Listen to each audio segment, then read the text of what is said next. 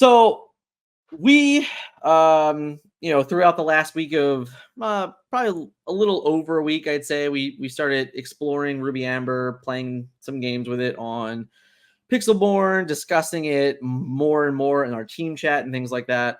So I want to take this opportunity to break down Ruby Amber with you, talk about your, the deck itself, talk about your event, and discuss, really the power or unexplored power of this deck potentially. Sure. All right, so these are the Ruby Amber key cards. Can you walk me through them, Scott? Yeah. So it's basically an amalgam of what is really good in both colors, just absolutely going towards what the absolute best colors are, what the best cards are for those colors. So Carefree, your win conditions are basically Carefree Surfer, Maleficent, Monstrous Dragon, and Rockstar. They form the basis of all card advantage you're going to gain by just simply playing the cards or playing into the cards.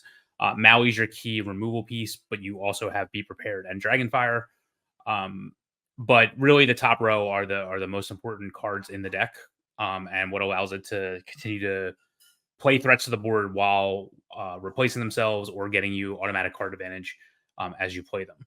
The cards on the bottom are your card advantage engines or your tempo engines. So Be Prepared as an obvious card advantage engine, along with Rapunzel, who I guess sort of is also another win condition. She very often, does way more than replace herself. Also adds a giant body to the field and is a 2 lore battery. And then Lantern really allows you to speed the deck up. I know you talked about in your breakdown that it's funny that you play Lantern in the deck to speed you up and you're playing 9 drops, but Lantern really acts like another ink. So you're basically, you can get hands where you never really stop playing ink, but you're always trying to just maintain having one extra ink compared to your opponent, so that you're just playing your cards ahead of them on curve. What's really interesting is how powerful your cards are on drop. So, shifting out Stitch Rockstar on 4 is still very insane, whether you do it on turn 4, whether you do it on turn 3 with a Lantern. Playing Surfer on turn 7 or turn 6 a turn earlier is insane, no matter what you get it, as long as you draw the 2 cards. Like playing Maleficent on 9 still banishes an opposing character, but playing on 8's even better.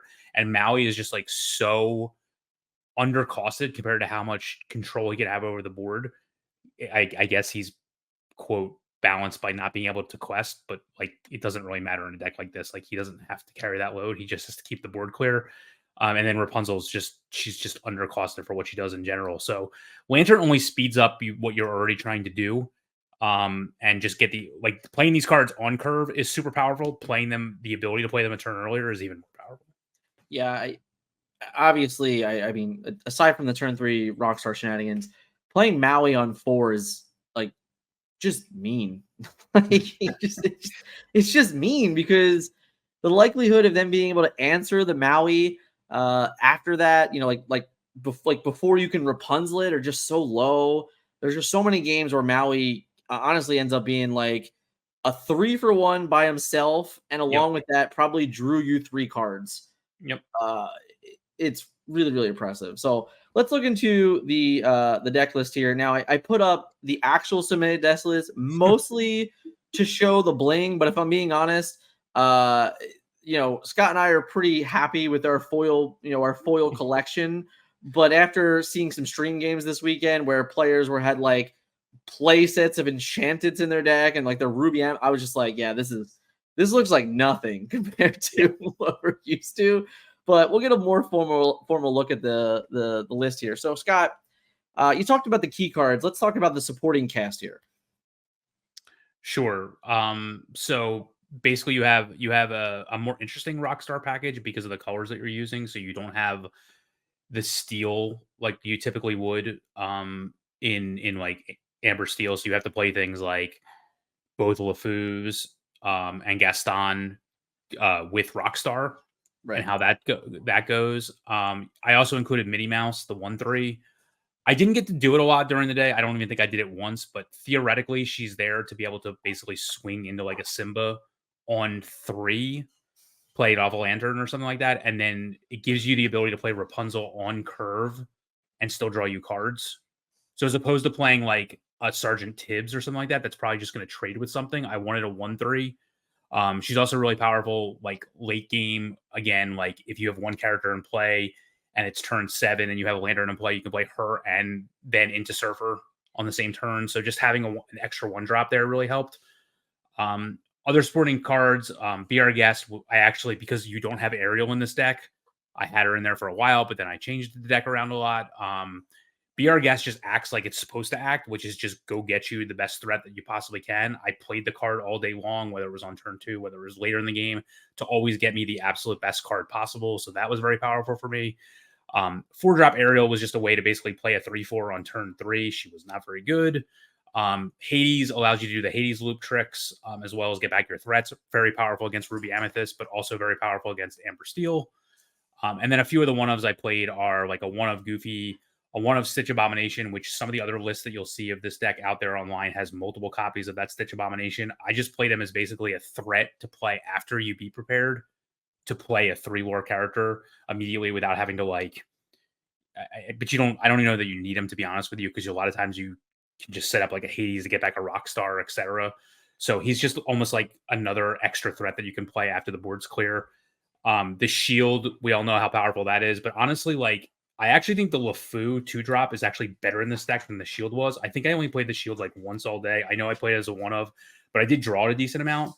But honestly, like the LeFou just has more synergy in the deck with Rockstar and does a lot of cool things. Like you can actually very easily quest with Rockstar in this deck more often because you can use LeFou to untap him. So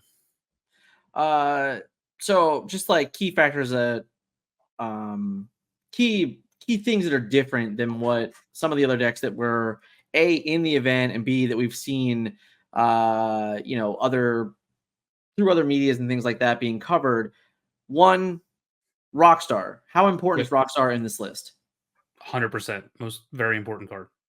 Right. I mean, it's like almost crazy to consider playing a deck without it, right? You won't win your Ruby Amethyst matches without it. Now, we'll get into that in a moment, but no Heroic Outlaw. Correct. Okay, so tell me what's the mindset behind that? So I can't shift him out because I'm not playing the smaller Aladdin or any of the smaller Aladdins, obviously not the steel one. So you basically have to play him on 7 and just sit there and wait a turn to use him. And like, there's no surprise factor whatsoever. So like, yes, he may slow them down a little bit, but like, I have too many 7-drops as it is, and he doesn't have a come into play ability. So I had one of them in there for a while and eventually cut him. I just don't think like playing him on 7 in this is more of an aggro control deck than it is like a pure control deck. Playing him on an empty board is a different story. This deck does not have as much removal as like Ruby Amethyst. You can't guarantee the board's going to be clear and you're just dropping some guy that keeps the board clear. So he's just like another normal, very good character you play in the late game. And without the ability to get him into play faster or shift him in, it's not worth it, in my opinion. Yeah, and there's no additional synergy with Elsa Spirit of Winter. Right. There's no Pocket Watch synergy. Like it's missing a lot of that true synergy that's given to it through Amethyst. And like you said, often you just end up kind of just putting it in play. And like, don't get me wrong, a Naked Aladdin in board is still an incredible card, but it also, it warrants like there's no way for you to capitalize on it if your opponent doesn't allow you to. And I think that's kind of the bigger factor. It really is the Pocket Watch and the Elsa. Like both of those cards just add a layer onto Heroic Outlaw that this deck just isn't capable of at all. So like, it's just that simple. For after playing it, let's talk. You just like you said at the top here, the Ariel was just whatever. Is that the only card that for sure you'd be cutting? Would you be looking to cut anything else in specifically? The Ariel for sure gets cut. The Stitch is whatever. If I thought there was something better, but I don't think there is. Same thing with the 2-drop LeFou. If I thought there was something better, I would play something the Amber better. one. The Amber one.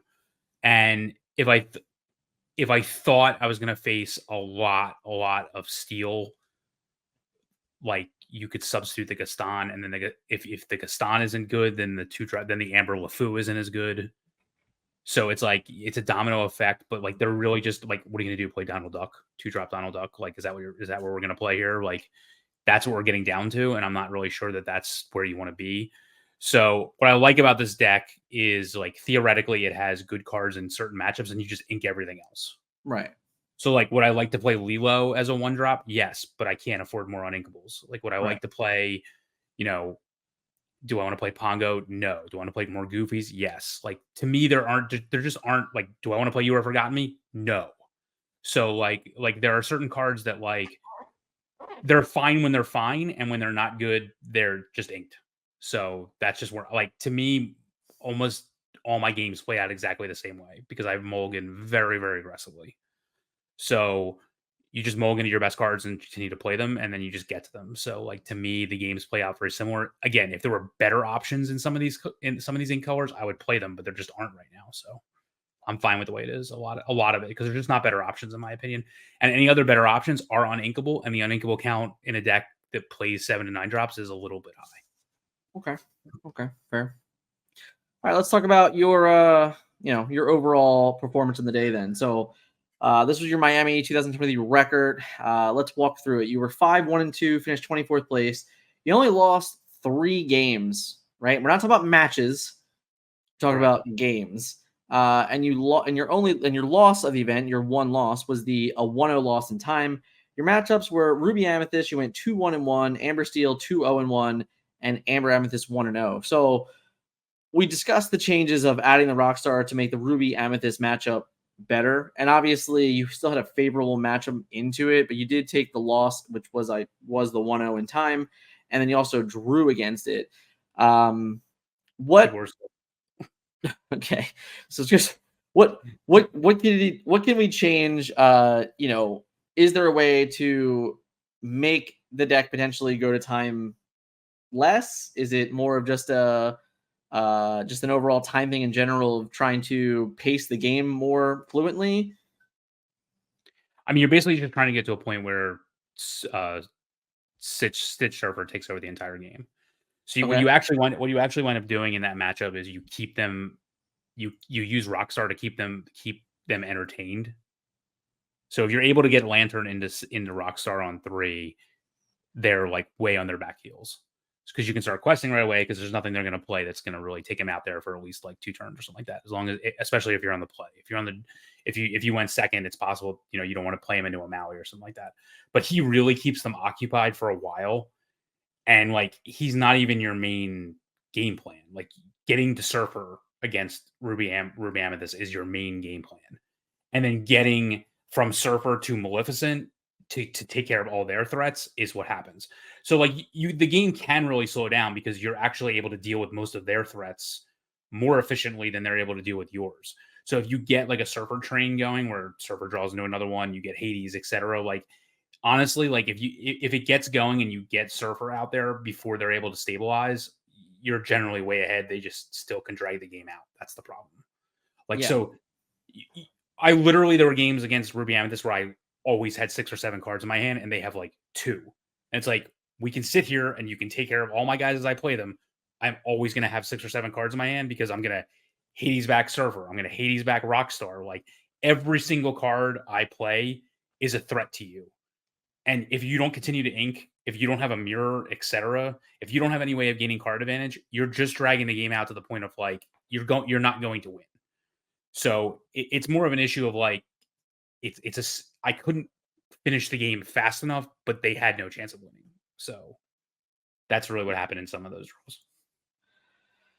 So talk to me. I'm going to an event this weekend. Why should I be playing Ruby Amber? Because your matchup against Amber Steel is very good. So my version of this deck grew out of the fact that I was going to play a very controlling Amber Steel, very similar to what Jose ran in the finals. His deck was definitely more improved than mine. But I had a version that was very similar, just didn't have lanterns, etc. So when I sat back and thought about it, like, what is better in the mirror? because again, I was going to play a slower version of Amber Steel because a slower version of Amber Steel is better than the faster versions of Amber Steel. So I said, how do I improve that matchup? And then it came down to, okay, what other colors can I use? I looked at the way that the Amber Sapphire lists were put, and I said, and I watched other versions of Ruby Amber that were out there and saw what I felt like their weaknesses were against the Ruby Amethyst matchup, and said, how can I adjust this? Your matchup against Ruby Amethyst is still all about your Amber cards, and then I could use a different color other than Steel or Sapphire to shore up the other matchups. You have extremely large willpower characters, which are really hard for Amber Steel to deal with. Maui is always a multiple for one, especially when you play him on turn 4. People don't even expect him. I don't really know what they are expecting out of Ruby, but a lot of times they just don't expect him. You have better pinpoint removal for the larger characters in Dragonfire. And you also have, out of nowhere, that people just don't expect, you have Be Prepared. The number of times I sang Be Prepared on the day was also enormous. Whether I use Maleficent or whether I use Surfer to sing and then play another threat immediately to the board in the same turn was often. So you can do that play very often. I know Ruby Amethyst does as well, but this deck can do it very easily, and you still have a ton of cards in your hand where you're not, like, to me, when Ruby Amethyst does it a lot, they are actually losing a threat. Here, you just have a ton of cards in your hands, so it's not that big of a deal. Again, LeFou Instigator and the Shield of Virtue basically allow you to quest and then ready right up, so you are actually you're able to continuously gain lore as the game goes on. And then you have the Hades loop, which is really powerful against against other control decks as well as against Amber Steel as well. You basically have the same long game for that Amber Steel has, with you have Rockstar, Surfer, etc. And like I said, the big thing is that there's an unknown factor here. Because I didn't finish the top 16, the deck won't be as popular. So I still think it's something that you can take people by surprise with. And again, the big thing for me, honestly, is that the Amber Steel matchup is very good. I played against one guy in the last round. He was playing Amber Steel. And he was like, I have no chance against this deck. I'm like, you don't even know what this deck is. He's like, no, I already see the in colors that you're playing. And I know that, like, I have Tinkerbell and you have Maui. Maui wins that battle every single time. And then you're just going to heal it with Rapunzel. Like, he's like, I have to have 2 Tinkerbells for every single one of your Mauis. I'm not going to be able to win this race. Fair. I love this deck. I thought it was really good. As we were discussing it, late into the night on Friday night, we were getting ready to register it and everything like that. We really walked through and kind of teeter down. I think we knew what the the last 3-4 cards were. We knew we weren't necessarily positive about one or the other, and just kind of weighed the pros and cons of Ariel versus Cinderella and things like that. And while Ariel wasn't good, I don't think Cinderella would have been better. I still don't think Cinderella offers this deck anything at all either. I just, I think that slot is potentially just a void in the deck. Because what you want just doesn't exist. I don't know, you would love a 4/4, right? If you had you had the vanilla Elsa, the Queen Regent, in Amber or Ruby, this deck would love that. This deck would be all over that type of thing. So it's more or less, even the same thing as the Gastons. I felt like Gaston on the weekend was honestly a pretty weak card. So this was across even the Ruby Amethyst decks. This is a card that I just didn't feel did a whole lot at all. I watched a million of them die to grab your swords over and over again. I just they never really did anything. So you made the joke about Donald Duck, but I'm just man, I don't know. Donald Duck can still get me a lore, and it might be good enough. So Donald Duck, Minnie Mouse, whatever, whichever one of those you want to play, it's definitely an option. I would not be shocked to see this list itself go 10 cards differently potentially, if you wanted to really mess with things. But the overall core and the concept of this list, and those key cards that we talked about at the beginning, I'll go back to them. That's what this list is about. This is what this list embodies. And I said this, on the stream, but it's it's just one of those where like this deck is so weird to look at. It really is. It's one of those decks that you look at it and you just can't figure it out just by looking at it. You really do have to like either play against it and be brutally punished by misunderstanding like its purposes, or sleeving it up yourself and just playing games with it. Ironically, I did make the joke to Scott that I didn't realize it all in the moment, but this deck is actually expensive as hell. It's like like nearly a $700 deck, so it's definitely not a cheap deck at all. And I, in the moment, I just it didn't even click to my mind because like we could have built 2 of these if we wanted to. But yeah, it was actually we kind of did build 2 of these. We basically gave a bunch of cards to Christian, so like, yeah, really, really fun deck though. Really, really different take. A very different take than what was out there. Like I said, the biggest takeaway for me was I can't fathom ever playing this deck without Rockstar Stitch. And honestly, after watching the weekend and watching all the success from Amber Steel, I can't imagine playing any Amber deck without Rockstar. Sure. It seems preposterous.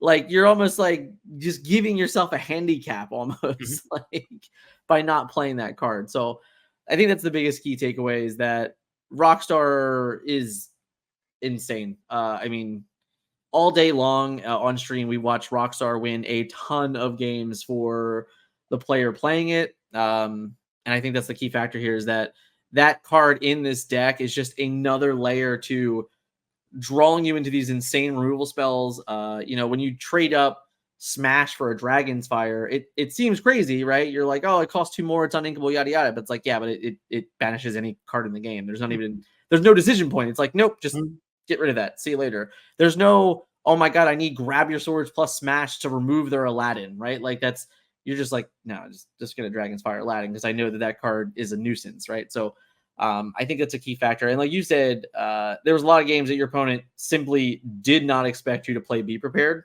which I find really comical because I don't know, like if you're playing Ruby, why wouldn't you play that card? Like it's really difficult to not play that card, right? Like I don't know, it seems tough. So all in all, I was really glad to see the deck perform well. As I said in the meta report, if you haven't watched that yet, Christian Young was our other teammate. He was 4-2 going into round 7. He ended up scrubbing out, going 4-4. Just said he literally said at the end of the game, he just did not play well in the last 2 rounds, and therefore it cost them a top 32 slot or better. I don't know if his breakers would have got him in the top 16 if he did go 6-2, but obviously we gave himself a better position. All in all, I think the deck is very good. I think it's definitely worth picking up and playing. I'll definitely put the deck list in the description. So if you want to just like quickly import it, super duper easy for you guys. Any last words about the deck, Scott? Don't play the Ariel. Yeah, don't play Ariel. That's fair. Could Stitch be Tigger? Huh? Would Stitch be better as Tigger or worse? Worse. Would more Goofies be better? Yes. Would you play a 4th Be Prepared? No, I'd actually probably cut down to 2 if you had to pin me. Because I would play 4 Hades, but I don't know that that's necessarily a Be Prepared for Hades, but I would play a 4th Hades. Okay. The other thing I'll say is you have to mulligan very aggressively. You are always looking for... So the number of times I mulligan, I don't think I ever mulligan... The only time I ever mulligan less than 5 or 6 cards was when I actually had these cards in hand. You're looking for Stitch U Dog, Stitch Rockstar, Lantern, Maui, Rapunzel. If you have Maui without Rapunzel, get rid of the like a lot of times I kept Stitch U Dog, Rapunzel in my hand, 5 cards. And then drew into like never mulligan a Lantern, never mulligan a Rockstar. But if you don't have all of it, then you have to mulligan very aggressively to get there. I would also consider a one of You Have Forgotten Me as a one of. I forgot we had a slide for this. I figured you cut it and we were just talking about it earlier. I just forgot it. All right. We over prepared.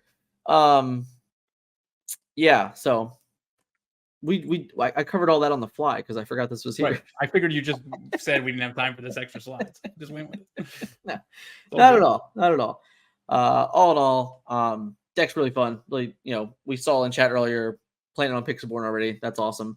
Let us know how it goes in the comments if you did check it out, of course.